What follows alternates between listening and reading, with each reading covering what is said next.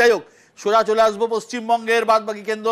অধীর আগ্রহে সবাই অপেক্ষা করছেন যে পশ্চিমবঙ্গের অন্যান্য কেন্দ্রগুলো, যেটা 10টি বাদে 32টি কেন্দ্রে কি রেজাল্ট হতে যাচ্ছে। পশ্চিমবঙ্গ টোটাল 42টি আসন, 42টির মধ্যে আমাদের নেটওয়ার্ক 18-এর ন্যাশনাল সার্ভে বলছে তৃণমূল কংগ্রেস পেতে পারে 18 থেকে 21টি আসন, বিজেপি পেতে পারে 21 থেকে 24টি আসন, আদার্স অর্থাৎ কংগ্রেস লেফটের দিকে কোনো আসন যাচ্ছে না। অর্থাৎ খারাপ হলে তৃণমূল কংগ্রেসের, ভালো হলে 21 আর এদিকে 21, আর খারাপ হলে 18 এদিকে 24। এই হচ্ছে মোটামুটিভাবে পশ্চিমবঙ্গের ফলাফল বুথ ফেরত সমীক্ষার যা সার্ভে, সেই সার্ভেতে। অর্থাৎ বিজেপির পক্ষে যেতে পারে 21টি থেকে 24টি, তৃণমূলের পক্ষে যেতে পারে 18 থেকে 21টি। এটা হচ্ছে দক্ষিণবঙ্গে, তার মানে বিজেপির আসন বাড়ছে। তার কারণ যেহেতু আমরা প্রথম 10টা ফেজ, 3 ফেজের 10টি আসন দেখিয়েছিলাম, সেখানে কিন্তু আমরা দেখিয়েছিলাম যে বিজেপি 6 থেকে 9 অর্থাৎ আসন জিততেও পারেন, হারাতেও পারেন, কিন্তু মানে বেশি জায়গা ছিল না। অর্থাৎ আসলো থেকে, অর্থাৎ দক্ষিণবঙ্গে। এটা কি আদৌ সম্ভব? এটা নিয়ে আলোচনা আসবো। প্রথমে Arup Chakraborty. Biswadatta, to be very honest, আমরা যারা গ্রাউন্ডে কাজ করি, তৃণমূল কংগ্রেসের এই মুহূর্তে 30-এর কমে নামার সম্ভাবনা কার্যত নেই। কার্যত নেই এই কারণেই বলছি, বিজেপির যে মূল জায়গা ছিল উত্তরবঙ্গ, একটা মতুয়া বেল্ট, আর দ্বিতীয়ত হচ্ছে তপশিলি অধ্যুষিত জায়গাগুলো, অর্থাৎ রাঢ়বঙ্গ, বাঁকুড়া, পুরুলিয়া, জঙ্গলমহলের বুকে দাঁড়িয়ে ঝাড়গ্রাম সিট তৃণমূল কংগ্রেস একটা মানে থাম্বিং মেজরিটি নিয়ে জিতছে। পুরুলিয়ায় ইন্টারেস্টিং, যেটা আগের দিনও আপনাকে বলছিলাম, পুরুলিয়ায় একদিকে কুর্মী ভোট কেটে নেবে অজিত মাহাতো এবং নেপাল মাহাতো কংগ্রেসের ক্যান্ডিডেট হিসেবে সিপিএম এর সমর্থনে আমাদের বিরোধী ভোট অনেকটা ভাগ বসাবেন, যার ফলে পুরুলিয়া আমাদের জয়টা অনেক সহজ। বাঁকুড়ায় বিজেপির প্রার্থীকে নিয়ে বিজেপির যে অন্তর্দলীয় কোন্দল, স্বয়ং কেন্দ্রীয় প্রতিমন্ত্রীকে তালাবন্ধ করে রেখেছে বাঁকুড়ার বিধায়ক। এই জায়গায় বাঁকুড়া, পুরুলিয়া, ঝাড়গ্রাম, মানে আদিবাসী জঙ্গলমহল অধ্যুষিত এই অঞ্চল, এবং মেদিনীপুর তার সাথে, এই 4টি আসন তৃণমূল কংগ্রেস মানে একদম শিওর শট হিসেবে জিতছে। তার সাথে সাথে যে মতুয়া অধ্যুষিত জায়গা ছিল, সেখানে বনগাঁতে তৃণমূল কংগ্রেস এবার সিটটাকে পুনরুদ্ধার করবে। এটা আমার ব্যক্তিগত মত। উত্তরবঙ্গে ইতিমধ্যে আপনারা দেখেছেন যে বিজেপি তার নিজের আসন হারাচ্ছে। আমার কাছে যদি বলেন, উত্তরবঙ্গে রায়গঞ্জ তৃণমূল জিতছে, বালুরঘাট তৃণমূল জিতছে। আমি যে শেষ করে নিচ্ছি, যেহেতু উত্তরবঙ্গ দিয়ে শুরু করছি, বালুরঘাট তৃণমূল জিতছে, আর জলপাইগুড়ি এবং কুচবিহার, এই 4টে আসন বিজেপির হাতছাড়া হচ্ছে এবং তৃণমূল কংগ্রেসের পকেটে আসছে। আপনি কত বলছেন? আমি তো বলছি 30-এর কমে তৃণমূল নামছে না। দেবজিৎ, মানে দেখুন, অরূপদার সঙ্গে তো এরকম যুদ্ধ করে লাভ নেই। 3 দিনের জন্য একটুখানি খুশি থাকাই ভালো, সবাই খুশিতে থাকুন, এটা আমিও চাইবো। দেখুন, তো ওরকম 42-এ 42, 40 এরকম বলতে তো পারবো না। তবে একথা ঠিক যে 24-এর পর থেকে আমাদের গোনা শুরু হবে। উত্তরবঙ্গের যে কটা সিট আমরা পেয়েছিলাম, ধরুন 7টা তো আমরা জিতেই ছিলাম, তার সঙ্গে আমি প্রথমেই যখন ডিবেট শুরু হলো সেই সময় বলেছিলাম যে আরও 2টো আমাদের ডার্ক হর্স বেরোনোর চান্সেস সব থেকে বেশি, ঠিক আছে। আর এরপরে জঙ্গলমহলের কোনো সিট আমরা হারাবো না, তার সঙ্গে যুক্ত হতে পারে, আমাদের যুক্ত হবে কাঁথি আর তমলুক। তো ন্যাচারালি যে আমাদের যে সিটের নিষ্কর্ষ আপনারা দেখাচ্ছেন, আরেকটা অবাক কাণ্ড, বিশ্বদা এটাও খেয়াল করবেন যে যদি খারাপ হয় তৃণমূলের, খারাপ হয় বিজেপির, তাহলেও আমরা তিনটাতে এগিয়ে আছি। আর যদি ভালো হয় তৃণমূলের, ভালো হয় বিজেপি, দুজনেরই ভালো হয়েছে, তাহলেও আমরা 3টাতে এগিয়ে আছি। তা এই ব্যাপারটা দেখার মতন। আর লেফট কংয়ের যে বিষয়, সেটা সত্যি সত্যি ওনাদের বিশ্বাসযোগ্যতা এবং অন্যান্য চন্দন, যা দেখতে পাচ্ছি অধীর চৌধুরী হারছেন। আমি এখানে আবারও এই কথাটাই বলি যে এখানে নতুনভাবে কোনো বিশ্লেষণের কারণ নেই, কারণ আমরা বারবার দেখেছি যে আমরা যে ডিফেক্টসগুলো তাকে নিয়ে আমরা আলোচনা করেছি। আমি পরিষ্কারভাবে বলতে পারি, আমি এর আগেও আপনাকে বলেছিলাম এবং আপনি হয়তো অনেকটা স্বীকার করলেন, তখনও ঈশা খান চৌধুরীর ব্যাপারে তো আপনি বলেছেন।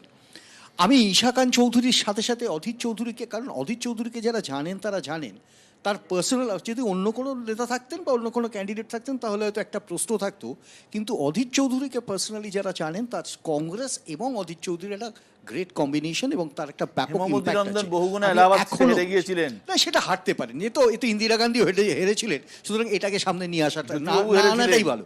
আমি যেটা বলতে বুদ্ধদেব চাইছি, ভট্টাচার্যের ইন্দিরা মিছিলে গান্ধী যা লোক হেরেছিলেন, ছিল, হ্যাঁ। 10% ভোট দিলে জিতে প্রতিটা যেতেন। নির্বাচন বিশ্বদা, প্রতিটা নির্বাচনে ইন্দ্রপতন ঘটবে, প্রতিটা নির্বাচনে ছন্দপতন ঘটবে, এখানে কোনো কিন্তু নেই, সব নির্বাচনে ঘটেছে। বিজেপিও জানতো না 18টা সিট কিভাবে আসবে, ঠিক এই মুহূর্তে বিজেপিও জানে না, যদি ওকে ক্যালকুলেটিভ মেথডে বলতে বলা হয় তাহলে ও হয়তো 11টা 12টার বেশি যেতে পারবে না। সুতরাং এসব পারসেপশনের কথা না বলে আমরা 4 তারিখ পর্যন্ত অপেক্ষা। দেবাশিস দা, আসলে একটা তো বিশ্লেষণ চলছিল যে এখানে টিএমসির যে আসন সংখ্যা দেখানো হচ্ছে, একটা পসিবিলিটি ছিল যে এই আসন সংখ্যাটা আরও বেড়ে যাওয়ার। মানে কি কারণে? কারণ আবারই বলছি 2 মাস সময়, কারণ এই ভোটটা দীর্ঘদিন ধরে ঘটেছে। যত ভোটটা গড়িয়েছে, নির্বাচন গড়িয়েছে, সারা দেশেও একটা পরিবর্তন মনে হয়েছে, রাজ্যেও সেটা মনে হয়েছে। এবং যেটাকে বারবার বলা হচ্ছে, এই রাজ্যের ভোট সম্পর্কে কেউ আগের থেকে গত কয়েকদিন কেউ কিছু বিচার করতে পারছে না। তার কারণ এখানে একটা এক্স ফ্যাক্টর কাজ করার কথা। এখানে নিশ্চয়ই বাম ফ্রন্ট একটা প্রচুর আসন সংখ্যা পেয়ে যাবে। কংগ্রেস বহরমপুরের বাইরেও, মালদার একটার বাইরেও আরও প্রচুর আসন সংখ্যা পেয়ে যাবে। বিষয়টা এরকম নয়, কিন্তু ভোট পার্সেন্টেজ, এই থার্ড যেটা এক্স ফ্যাক্টর বারবার কথা যদি বাড়ে, তাহলে সেক্ষেত্রে কিন্তু তৃণমূল কংগ্রেসের আসন সংখ্যাটা এই জায়গায় থাকার কথা নয়, এবং ভারতীয় জনতা পার্টির আসন সংখ্যাটাও 12 থেকে 15-16 এর মধ্যে কোথাও থাকবার কথা। কিন্তু এক্সিট পোল তো সে কথা বলছে না, ফলে 4 পর্যন্ত আমাদের অপেক্ষা করতেই হবে। আসবো শিবাজি দা। একটু আগে দেবজিৎ বলল অরূপকে, আমরা পরস্পর শুনছিলাম কথা যে এখন এটা ভেবে সন্তুষ্ট থাকো। আমার মনে হয় ওয়েস্ট বেঙ্গলের ক্ষেত্রেও বিজেপির এই এক্সিট পোল এবং এক্স্যাক্ট পোলের মাঝখানের দিনগুলোতেই সন্তুষ্ট থাকার ব্যাপার। 18 থেকে 21 যে তৃণমূলের সংখ্যা, এটি দাঁড়ায় না বাস্তবে, কারণ অনেকগুলি বাস্তব ফ্যাক্টর, এবং আমরা প্রত্যেকটা জায়গার যদি একদম ধরে ধরে বিচার করি তাহলেই বুঝবো এর থেকে 24-এর থেকে অনেক বেশি, মানে বিজেপির অন্তত 27 থেকে কাউন্টিং, 26-27 থেকে কাউন্টিং শুরু হওয়া উচিত বিজেপি, তৃণমূলে 26 থেকে 26-এর ওপর থেকে বাস্তবের জায়গা থেকে তাই আছে সুমন। বাস্তবের জায়গা থেকে 26-এর ওপর থেকে কাউন্টিং শুরু হওয়া উচিত তৃণমূলের পক্ষে, এটুকু আমি মনে করি। তোকে একটা দিলীপ ঘোষ ইন্টারভিউ দিয়েছিলেন, সেই ইন্টারভিউতে বলেছিলেন যে 2021 এরকম এক্সিট পোল দেখে বিজেপির অনেকে নাকি সুটটুট বানাতে চলে গেছিল। এবার যদি এই এক্সিট পোল দেখে আবার বিজেপির অনেক প্রার্থীরা, এবার তো আর দিল্লির ব্যাপার, কেন্দ্রীয় মন্ত্রী হবেন এই প্রত্যাশা যদি সুটফুট বানিয়ে ফেলেন তাহলে আলাদা কথা, না হলে কিন্তু আমার মনে হয় না যে বিজেপির পক্ষে গতবারের সাফল্যকে ধরে রাখা সম্ভব। একদম। এবং এই নিয়ে বিতর্ক আছে, সবার মধ্যেই বিতর্ক আছে, যেহেতু সারা ভারতবর্ষের ঘটনা। সারা ভারতবর্ষ নিয়ে আমি বলছি না, কারণ সারা ভারতবর্ষের ওই মানে ছোট ছোট জায়গাও চিত্র কী হবে আমাদের পক্ষে এই স্টুডিওতে বসে বলা সম্ভব নয়। এটা একটা ওভারঅল সার্ভে ন্যাশনাল নেটওয়ার্ক থেকে হয়েছে, সুতরাং এটা কি হবে না হবে সেটা 4 তারিখে ফলাফলে বোঝা যাবে। কিন্তু কোথাও একটা সাংবাদিক হিসেবে প্রায় 30 বছরের বেশি কাজ করার অভিজ্ঞতা থেকে আমি একটা মোটামুটিভাবে একটা ধারণা করেছি। পশ্চিম বাংলাকে যতটুকু চিনি, এত বছর ধরে ভোট করছি, প্রায় 1993 সাল থেকে কাজ করার সূত্রে গোটা পশ্চিমবঙ্গের সমস্ত গ্রাম শহর একাধিকবার ঘুরে গেছি, এবারের ভোটেও আমি প্রচুর ঘুরেছি।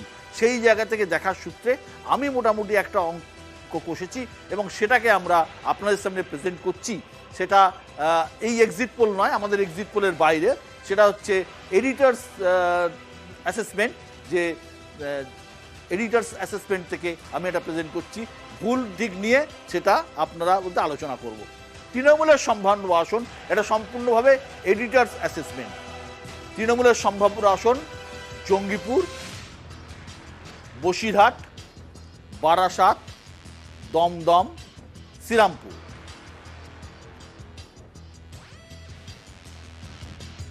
হুগলি, বর্ধমান পূর্ব, বোলপুর, বীরভূম, ঝাড়গ্রাম।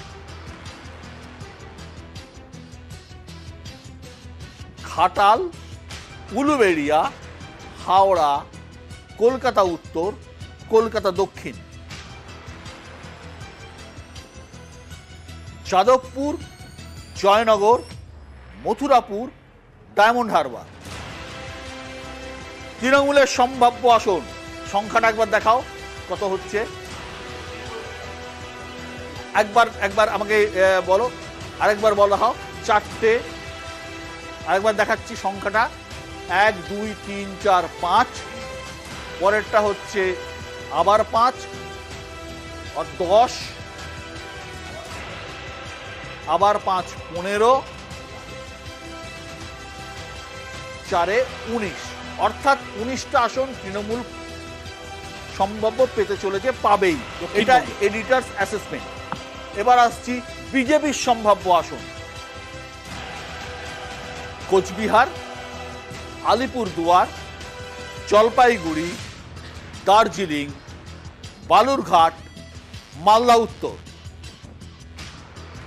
আসছি পরেরটায়, রানাঘাট, বনগাঁ, আরামবাগ, পুরুলিয়া, বাঁকুড়া, বিষ্ণুপুর, কাঁথি, তমলুক। বিজেপি কটা হলো? 14টা। তাহলে একদিকে হচ্ছে 19টা, অন্যদিকে 14টা। এখনো বাকি আছে অনেকগুলি আসন, অর্থাৎ 19 আর 14 বাদ দিলে 9টা আসন বাকি থাকছে। 9টা আসনে কি হতে পারে? জোট কি পেতে পারে? মালদা দক্ষিণ জোট পেতে পারে বলে মনে হয়, কংগ্রেস পেতে পারে। তাহলে 40টা আসন, মাফ করবেন, হ্যাঁ 34টা আসন আমাদের হয়ে গেল। এই আসনগুলো যে কোনো দিকে যেতে পারে, অর্থাৎ 50-50। এই আসন যে কোনো দিকে যেতে পারে, যেদিকে যাবে সেদিকে ভারী হবে। রায়গঞ্জ, বহরমপুর, ব্যারাকপুর, কৃষ্ণনগর,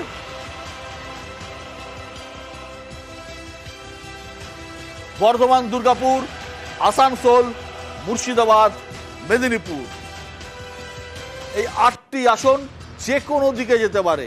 এই 8টি আসনের মধ্যে 50-50 হতে পারে, 8টি আসন একদিকে যেতে পারে, 8টি আসন অপর দিকে যেতে পারে।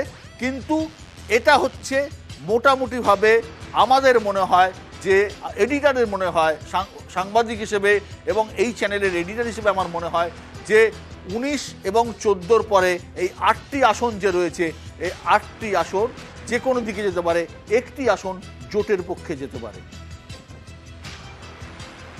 আপনাদের মনে হতে পারে যে এটা আপনি মানতে পারেন, আপনি নাও মানতে পারেন।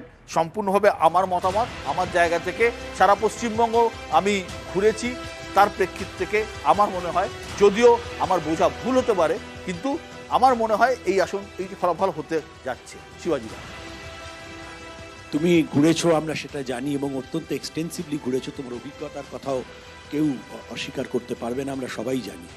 কিন্তু